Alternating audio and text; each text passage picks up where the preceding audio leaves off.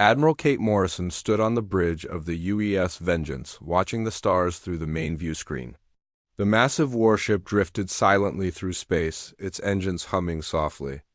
Around her, the bridge crew worked at their stations, monitoring instruments and checking systems. It was another quiet day on patrol duty in the Outer Rim territories. Morrison liked these peaceful moments. At 52 years old, she had seen enough war to appreciate the calm times. Her short gray hair was pulled back in a neat bun, and her dark eyes showed the wisdom that came from 28 years of military service. The Vengeance was her pride and joy, a heavy cruiser with enough firepower to level a small moon. "Admiral, we're picking up something strange," said Communications Officer Danny Rodriguez from his station.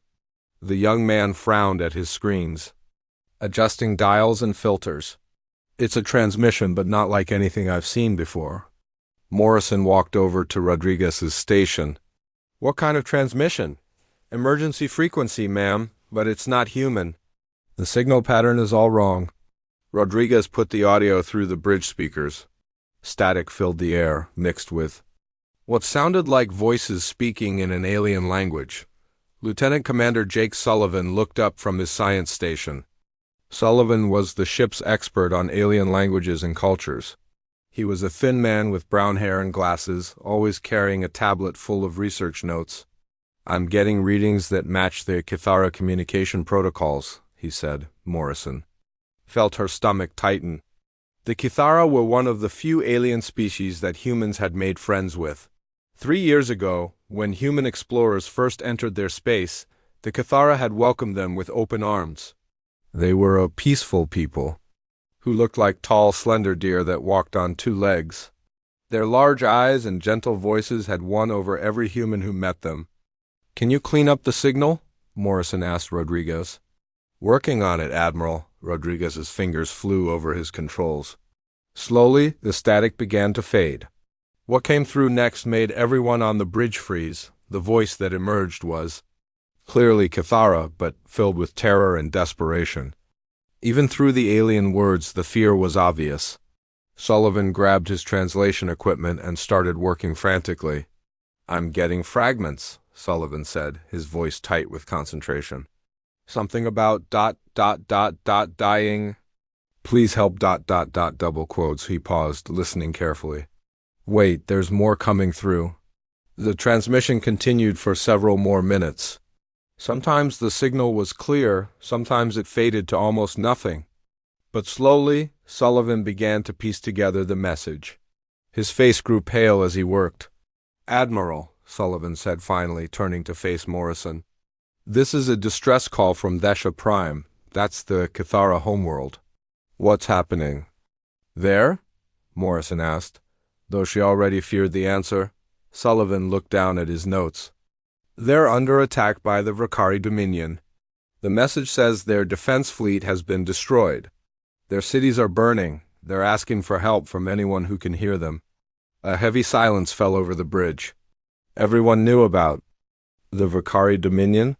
They were one of the most feared powers in this part of the galaxy. The Vakari were a race of large reptilian creatures who conquered other worlds and enslaved entire species. They had built their empire through violence and cruelty. Captain Ben Carter of the destroyer U.S. Retribution appeared on the main screen. His ship was part of Morrison's task force patrolling nearby. Carter was a younger man with blonde hair and blue eyes. He had heard the transmission too. "Admiral, my communications officer picked up the same signal," Carter said. "Are we really hearing what I think we're hearing?" "I'm afraid so, Ben," Morrison replied. "The Kithara are in trouble." Commander Rick Davis, Morrison's tactical officer, stepped forward. Davis was a large man with dark skin and a serious expression. He had served with Morrison for 8 years and knew her well. "Admiral, we should contact Earth Command immediately. They need to know about this." Morrison nodded, but her mind was already racing. Earth was 6 days away at maximum speed. By the time they got orders and organized a response, it would be too late. The Kithara would be dead or enslaved. "Rodriguez, are you still receiving the transmission?" she asked. "It's getting weaker, Admiral." I think their communication array is being destroyed. Sullivan suddenly looked up from his equipment. Admiral, I'm getting a clearer translation now. They're saying goodbye. This is their final message. His voice broke slightly. They're thanking humanity for being their friends. They say they're sorry they couldn't do more to help us explore the galaxy. The bridge fell completely silent. Morrison felt anger rising in her chest. The Kithara had shown humans nothing but kindness. When human ships first entered their space, scared and alone, the Kithara had offered food, fuel, and friendship. They had shared their star charts and warned humans about dangerous areas of space. They had never asked for anything in return. The transmission suddenly cut to static. Rodriguez tried desperately to restore it, but there was nothing. The silence stretched on for long minutes. That's it, Rodriguez said quietly. The signal is gone.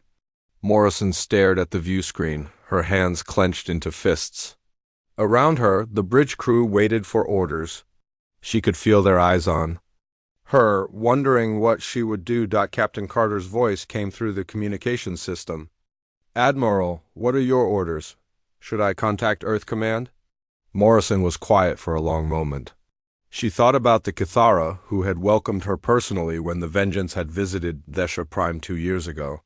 She remembered their gentle voices and kind eyes. She remembered the children who had been fascinated by human technology and had asked endless questions about Earth. Admiral? Carter asked again. Morrison straightened her shoulders and turned to face her crew. When she spoke, her voice was hard as steel. Hell no, we're not waiting for orders from Earth, she said. Those people showed us kindness when we were strangers. They treated us like family. We don't abandon family. Davis stepped forward. Admiral, we're talking about the Vakari Dominion. They have hundreds of ships. We're just one task force. Then we'll make it count, Morrison replied. She turned to her navigation officer. Set course for Thesha Prime, maximum speed. Ma'am, that will put us in direct conflict with a superior enemy force, Davis warned. Morrison looked at him with eyes that had seen too much war and death. Commander, there are some things worth fighting for, even if you can't win. The Kithara are worth it. She turned to Rodriguez. Send a message to all ships in our task force. Tell them where we're going. And why? Any ship that wants to turn back can do so with no questions asked. Rodriguez sent the message. Within minutes, responses came back from all 6 ships in the task force. Every single captain volunteered to follow Morrison into what they all knew would likely be their final battle. Morrison smiled grimly. This was why she was proud to be human. When good people were in trouble, humans didn't calculate odds or worry about politics. They just did what was right. All ships, prepare for hyperspace. Jump, she ordered. We're going to war. The news spread through the human fleet like wildfire.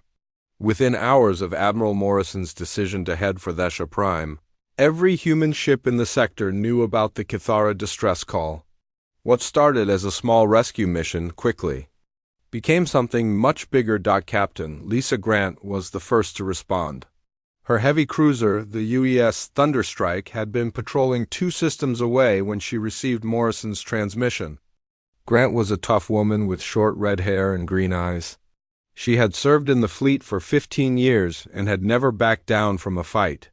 Navigation, plot a course to intercept Admiral Morrison's task force, Grant ordered. Maximum speed. Her first officer, Commander Paul Martinez, looked concerned.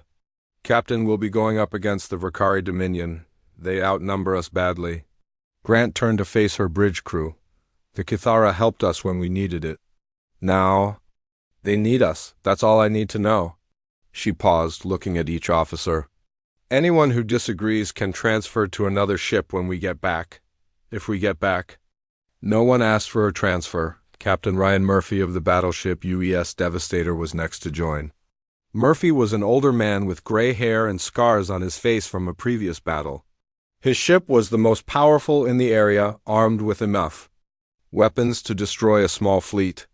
When he heard about the mission, he didn't hesitate. Tell Admiral Morrison we're coming, Murphy told his communications officer. The Devastator stands ready. On Earth, Fleet Admiral Sam Harrison sat in his office reading the reports coming in from the Outer Rim. Harrison was a large man with white hair and tired eyes. He had been in charge of the Earth Defense Fleet for 10 years, and he had never seen anything like this. "Sir," his aide said, rushing into the office, "we're getting reports of ships from all over human space heading toward the Vesha system. It's not just military vessels anymore. Civilian ships are joining too." Harrison rubbed his forehead. This was becoming a diplomatic nightmare. If humanity went to war with the Vakari Dominion, it could drag the entire galaxy into conflict. But he also knew his people. Once humans decided something was right, there was no stopping them. "How many ships are we talking about?" Harrison asked. "Latest count is over 150, sir, and more are coming." Harrison sighed. He needed to contact the Terran Council, the civilian government that made the big decisions for humanity. But first, he had a call to make. On Luna Base, Chief Engineer Maria Santos was working late in her workshop when the emergency alert came through. Santos was a small woman with black hair and oil-stained coveralls. She had been converting old cargo ships into military transports, but now she had a new mission. "Listen up, people," she called out to her team. "We need to arm every civilian ship we can get our hands on. The fleet is going to need everything we've got." Her assistant, a young man named Tony Kim, looked confused. "Chief, civilian ships aren't built for combat. Their hulls won't hold up." "Then we'll reinforce them," Santos said. "Strip armor plating from the old destroyers in storage. Mount whatever weapons we can find. These ships don't need to win battles. They just need to get our people where they're going and back home again." The work began immediately. Across human space, shipyards that usually built cargo haulers and passenger liners were suddenly installing military shields and weapons. It wasn't pretty work, but it was fast. Colonel Steve Jackson was preparing his Marines for deployment when he got the call. Jackson was a tall man with dark skin and muscles built from years of combat training. His unit, the 42nd Marine Assault Division, was known as the Devil Dogs because of their fierce fighting spirit. "Sir, we're getting reports that this might be a ground combat situation," his sergeant said. "The Vakari have invaded the Cathara homeworld." Jackson nodded grimly. Space battles were one thing, but ground combat against the Vakari was something else entirely. The Vakari were bigger and stronger than humans, with thick scales that could stop most small arms fire. But Jackson's Marines had been training for this kind of fight their entire careers. "Load the heavy weapons," Jackson ordered. "And make sure every Marine has extra ammunition. We're going into hell, boys and girls, but we're bringing some friends home." Dr. Alex White sat in his laboratory on the research station Galileo, studying the data coming in about human military mobilization. White was a xenobiologist who specialized in understanding how different species thought and behaved. What he was seeing amazed him. "This is incredible," he said to his assistant. "Most species in the galaxy fight for territory, resources, or survival. But humans are mobilizing their entire military to save a species they barely know, with no expectation of reward. Is that unusual?" his assistant asked. "Unusual? It's unheard of," White replied. "I've studied 17 different spacefaring civilizations, and none of them would risk their own survival for strangers. The concept of fighting purely because it's the right thing to do is uniquely human." White began writing a report that would later become famous throughout the galaxy. In it, he described humanity's capacity for what he called protective altruism, the willingness to fight and die for others simply because they needed help. Back on the Vengeance, Admiral Morrison watched her tactical display with growing amazement. What had started as a 6-ship task force was now a massive armada. Ships were arriving from every corner of human space, their captains volunteering for what everyone knew was likely a suicide mission. "Admiral," Commander Davis reported, "we now have over 200 vessels in the fleet. Everything from battleships to converted freighters." Morrison shook her head in wonder. "I've never seen anything like this, Rick. These people are risking everything for aliens they've never met." "That's what makes us human, ma'am," Davis replied. Lieutenant Commander Sullivan approached with a datapad. Admiral, I've been analyzing Vakari military tactics. They're used to fighting species that surrender when faced with superior numbers. They've never encountered an enemy that gets more determined as the odds get worse. Then they're in for a surprise, Morrison said. She turned to address her bridge crew. Signal all ships. We jump to Desha Prime in 6 hours. Make sure everyone understands what we're walking into. The message went out to the entire fleet. Every ship captain knew they were facing an enemy that outnumbered them 2-1. Every Marine knew they would be fighting creatures stronger and tougher than they were. Every crew member knew they might not be coming home, but not a single human ship turned back dock as the fleet prepared for the jump to hyperspace. Morrison thought about the Kithara children she had met on Desha Prime. She remembered their curiosity about Earth and their excitement at seeing humans. Those children were probably dead now, killed by the Vakari war machine. All ships report ready for jump, Admiral, the navigation officer announced. Morrison looked out at the stars one last time. Somewhere out there, the Vakari thought they had won an easy victory. They were about to learn what happened when you hurt humanity's friends. Jump, she ordered. The human fleet dropped out of hyperspace at the edge of the Desha system. What they saw made every crew member's blood run cold. The once beautiful system was now a graveyard of destruction. Admiral Morrison stood on the bridge of the Vengeance, staring at the tactical display with horror. Kithara orbital stations floated in pieces, their metal twisted and burning. Debris fields marked where their small defense fleet had made their final stand. And there, around the green and blue planet of Desha Prime, hundreds of Vakari warships moved in formation. My God, whispered Commander Davis. They completely destroyed them. The Vakari ships were ugly things, built for war and intimidation. They looked like giant metal insects with sharp edges and weapon ports covering their hulls. Each ship was painted in dark colors with red markings that showed their kill counts.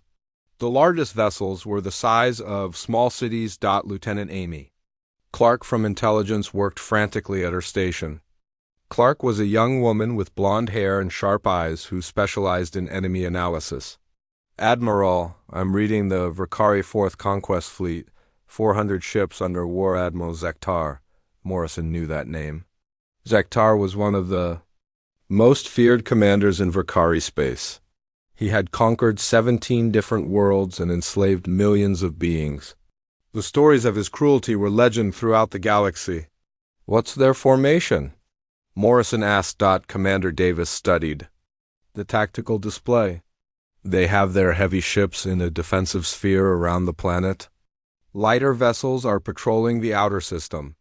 It's a standard occupation formation. Captain Lisa Grant's voice came over the communications system from the Thunderstrike. Admiral, we're picking up broadcasts from the Vakari fleet. They're not even trying to hide their transmissions. Put it through, Morrison ordered. What came through the speakers made everyone on the bridge feel sick. The Vakari were broadcasting their conquest to their home empire like it was entertainment. They showed burning Kithara cities and lines of prisoners being loaded into slave ships. Worst of all, they were laughing about it. Lieutenant Commander Sullivan translated parts of the broadcast. They're calling it the Great Hunt of Desha. They're treating the murder of the Kithara like a game. Morrison felt something cold and hard settle in her chest. This wasn't just war anymore. This was personal. She had seen combat before, had fought enemies who wanted territory or resources. But she had never faced an enemy that enjoyed causing suffering. Rodriguez, open a channel to all ships, she ordered. When the channel was open, Morrison spoke to her entire fleet. All captains, you've seen what we're facing. The Vakari outnumber us 2-1.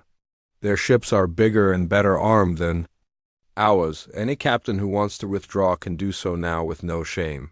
The responses came back immediately. Captain Grant was first. The Thunderstrike stands ready, Admiral. Captain Murphy followed. The Devastator isn't going anywhere. One by one, every ship in the fleet reported ready for battle. Not a single vessel requested permission to withdraw. Morrison smiled grimly. Then let's show these monsters what happens when they hurt our friends. Davis, implement Protocol 7. A shocked silence fell over the bridge. Protocol 7 was classified at the highest levels. Most fleet officers had never even heard of it. The protocol had been created after humanity's first encounter with genocidal aliens, and it represented the darkest side of human warfare. Davis hesitated. Admiral, Protocol 7 removes all rules of engagement. It authorizes ... double quotes. I know what it authorizes. Morrison cut him off. The Verkari want to play games with innocent lives. Time to show them how humans play. The order went out to the fleet. Every weapon system was armed. Every dirty trick in the human military handbook was authorized. The moral restraints that usually governed human warfare were lifted. The Verkari had crossed a line, and now they would face the full fury of an angry humanity. All ships split into Volf packs, Morrison ordered. Hit and run tactics. Draw them away from the planet. The human fleet scattered into small groups. Each pack consisted of 3 to 5 ships that could work together to attack larger enemies. It was a strategy born from humanity's naval history. Updated for space warfare, the first attack came from Captain Grant's group. The Thunderstrike and 2 destroyers dropped out of hyperspace right next to a Verkari patrol squadron. The aliens were caught completely off guard. Human plasma cannons tore through Verkari shields before they could react, but the Verkari were not easy prey. Their return fire was massive and accurate. The destroyer UES Falcon took a direct hit and exploded in a ball of fire. 23 human lives were lost in an instant. "This is Grant to all ships," came the captain's voice over the radio. "They hit hard, but they're slow to turn. Use your speed advantage." The battle quickly spread throughout the system. Human ships darted in and out of the Verkari formation like angry wasps, striking fast and disappearing before the enemy could respond effectively. But every attack cost them ships and lives. Captain Murphy and the Devastator tried a different approach. His battleship was tough enough to go head-to-head with the larger Verkari vessels. "This is Murphy. I'm taking my group straight at there." "Command ship. Ryan, that's suicide," Morrison warned. "Maybe," Murphy replied. "But if we can hurt their leadership, it might break their formation." The Devastator and 3 cruisers charged directly at the Verkari flagship. Enemy fire concentrated on them immediately. Murphy's ship took hit after hit, but kept coming. When they got close enough, the Devastator unleashed everything it had. The human ship's weapons tore great holes in the Verkari flagship's hull, but the return fire was devastating. Murphy's ship was dying, systems failing throughout the vessel. "All hands abandon ship," Murphy ordered. But then he saw something on his sensors. A Verkari heavy cruiser was breaking away from the formation, probably trying to escape and report human capabilities to the broader Dominion. Murphy made a decision that would be remembered forever. Instead of evacuating, he ordered his remaining crew to the escape pods and aimed his dying ship directly at the fleeing Verkari vessel. "Tell my family I died protecting friends," were Murphy's last words before the Devastator rammed into the enemy cruiser at full speed. Both ships exploded in a massive fireball that lit up the entire system. The shock wave damaged several nearby Verkari vessels and sent them spinning out of control, but Murphy's sacrifice had an unexpected effect. The Verkari had never seen anything like it. Their intercepted communications showed growing fear and confusion. "These Deathworlders fight like demons," one Verkari captain reported to his command. "They show no fear of death.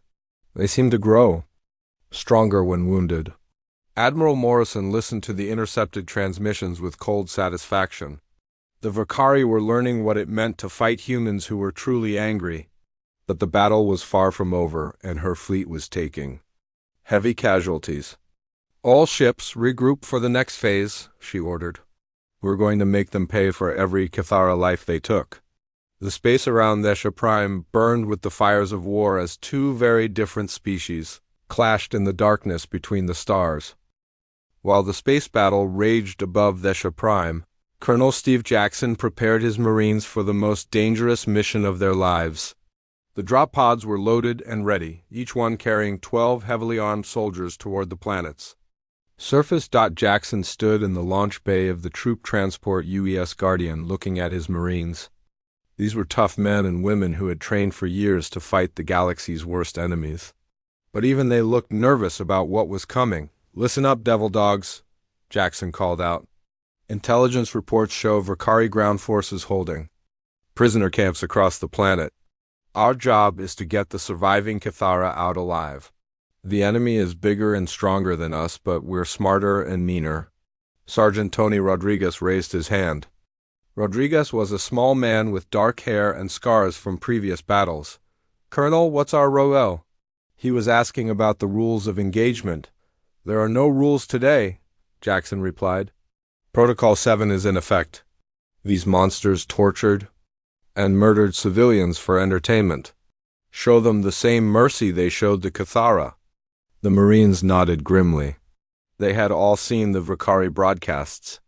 The images of burning cities and terrified Cathara families would stay with them forever. Drop pods launching in 60 seconds. Came the announcement over the speakers. Jackson climbed into his pod and strapped himself in. Around him, his Marines did the same. The pods were small metal capsules designed to punch through planetary atmosphere and deliver soldiers directly to the battlefield. It was a rough ride, but it was the fastest way to get troops on the ground. 10 seconds, the computer announced. 5.4.3. Launch. Jackson felt his stomach drop as the pod shot out of the Guardian and toward the planet below. Through the small window, he could see dozens of other pods falling like metal rain toward Desha Prime. The ride down was violent and loud. The pod shook as it hit the atmosphere, and Jackson could hear enemy weapons firing at them from the surface. Some pods were hit and exploded in bright flashes. Good Marines died before they even reached the ground. Jackson's pod slammed into the earth with bone-jarring force. Emergency systems kicked in, blowing off the front panel. He grabbed his rifle and rolled out, immediately looking for cover. What he saw made his blood boil. The Cathara capital city had been beautiful once, with tall spires and graceful buildings. That looked like they grew from the ground instead of being built. Now it was a ruin. Buildings were smashed flat and fires burned everywhere. Bodies of Cathara civilians lay in the streets where they had been gunned down trying to flee. "Rodriguez, sound off," Jackson called into his radio. "Here, Colonel. I've got 8 Marines with me. We're 2 blocks from your position. Move to my location. Watch for enemy patrols." Jackson and his team moved carefully through the ruined streets. The Vakari had left guards posted throughout the city, but they were overconfident. They didn't expect any organized resistance from the survivors. The first Vakari patrol they encountered was guarding a group of Cathara prisoners. There were 6 alien soldiers, each one nearly 8 feet tall with thick scales and powerful weapons. They were laughing about something when Jackson's Marines opened fire. The battle was short and vicious. Human weapons had been specially modified to penetrate Vakari armor, but it still took multiple hits to bring down each enemy soldier. One Vakari managed to fire back, his plasma rifle cutting down Marine Private Lisa Park before Rodriguez put him down with a grenade. "Check the prisoners," Jackson ordered. The rescued Cathara were in terrible condition. They had been beaten and starved, and many were badly injured. But they were alive, and that was what mattered. An elderly Cathara male approached Jackson with tears in his large eyes. You came for us?" he said in broken English. "We thought no one heard our call for help." "We heard," Jackson replied, "and we're getting you out of here." The rescue mission continued through the day. Jackson's Marines fought running battles with Vakari patrols while evacuating survivors to safe zones. The enemy forces were tough and well-armed, but they had never faced human guerrilla tactics before. Sergeant Rodriguez proved especially effective at setting traps. He used explosives and electronic warfare to confuse and disorient the enemy. When a Vakari squad would enter a building looking for Marines, they would find the structure rigged to collapse on top of them. Major Beth Stone led another Marine unit in the northern part of the city. Stone was a tall woman with black hair who specialized in urban warfare. Her team found something that made them all see red, a Vakari processing facility where surviving Cathara were being prepared for slavery. This is stone to all units, she broadcast. I've found where they're holding the main group of prisoners. There are hundreds of them, but the facility is heavily guarded. How heavy? Jackson asked. 2 full companies of Vakari troops, maybe more, Jackson thought quickly.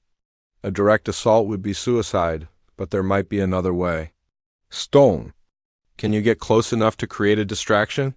What kind of distraction? The kind that makes a lot of noise and fire. 20 minutes later, Stone's team detonated explosives in the facility's power plant. The explosion lit up the sky and plunged half the city into darkness. In the confusion that followed, Jackson's Marines struck the prisoner camp from 3 directions. The battle for the camp was the fiercest fighting of the day. The Vakari defenders fought desperately, knowing that losing the prisoners would anger their commanders. But human fury was stronger than alien desperation. When the smoke cleared, over 300 Cathara had been freed. The cost was high. 12 Marines had died in the assault, but they had saved hundreds of innocent lives. Meanwhile, in space, the battle was reaching its climax. Admiral Morrison watched her tactical display as her remaining ships regrouped for another attack. She had lost 31 vessels, but the Vakari were hurting too. Admiral, Commander Davis reported, we're getting reports that Galactic Council forces are approaching the system. Morrison felt a mix of hope and worry. Help was coming, but she didn't know if it would arrive in time. Captain Lisa Grant's voice came over the radio from the Thunderstrike. Admiral, my ship is badly damaged. We're losing life support on 3 decks. Can you continue fighting? Morrison asked. For a little while longer, Grant replied. But if we're going to make a difference, it has to be now. Morrison looked at her remaining ships on the tactical display. Less than half her original fleet was still combat capable, but they had hurt the Vakari badly. Enemy communications showed panic and confusion in their ranks. All ships, Morrison announced, prepare for final assault. We're going to end this. The surviving human vessels formed up for one last attack on the Vakari command ships. They had come too far and lost too much to give up now. Whatever happened next, the galaxy would remember that humans never abandoned their friends. The reinforcements that dropped out of hyperspace at the edge of the Daisha system were not what anyone expected. Admiral Morrison watched her tactical display as over 200 new ships appeared, but they were not Vakari vessels. The fleet that arrived bore the markings of the Galactic Council. Ambassador Helen Taylor's voice came through the communications system from the Council flagship. Taylor was humanity's representative to the Galactic Council, a diplomatic organization that tried to keep peace between different species. She was a small woman with gray hair and kind eyes, but her voice now carried authority. This is Ambassador Taylor to all vessels in the system, she announced. The Galactic Council has come to investigate reports of genocide in this sector. Admiral Morrison opened a channel to the Council fleet. Ambassador, this is Admiral Morrison of the Terran Defense Fleet. We are currently engaged in combat operations to stop Vakari war crimes against the Cathara people. There was a long pause before Taylor responded. Admiral, we expected to find the aftermath of another Vakari conquest. Instead, we find a human fleet destroying the 4th Conquest Fleet despite being outnumbered 2-1. How is this possible? We don't abandon our friends, Morrison replied simply. The arrival of the Council fleet changed everything.